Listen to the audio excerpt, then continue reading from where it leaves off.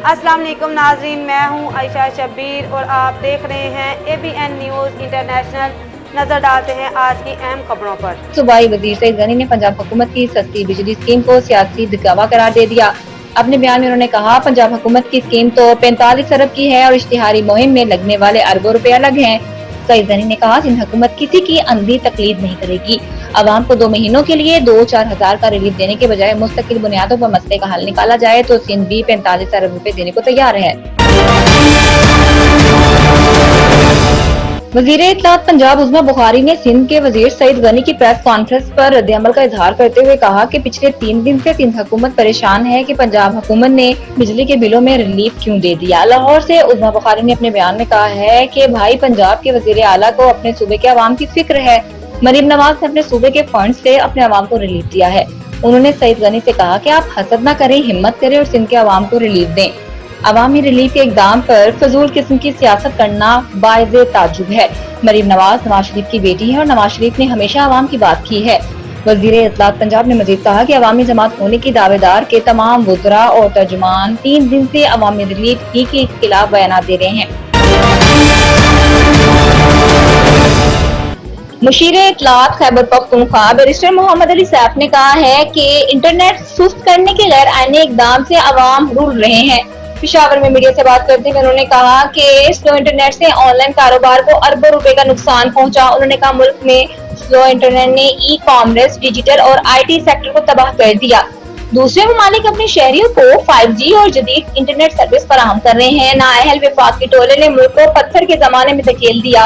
इंसानी हकूक की तंजीमें पाकिस्तान में फायरवॉल और इंटरनेट सुस्त करने के खिलाफ आवाज बुलंद करें।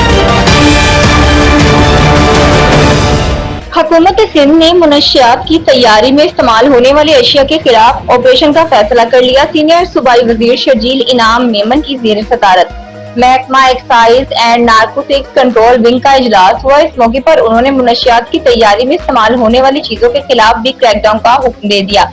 उन्होंने कहा, दुकानदार महकमा एक्साइज से ताउन करें और मुनशियात में इस्तेमाल होने वाली चीजें फरोख्त न करें। सीनियर सूबाई वजीर ने मजीद कहा कि एक्साइज हुकाम इतलाफ पर आला क़यादत की मंजूरी के बाद कहीं भी छापा मार सकते हैं। मुआशरे में मनशियात का बढ़ता रुझान तशवीशनाक है। नौजवान नस्ल मुतासिर हो रही है। मनशियात के खिलाफ ऑपरेशन में तेजी लाई जाए।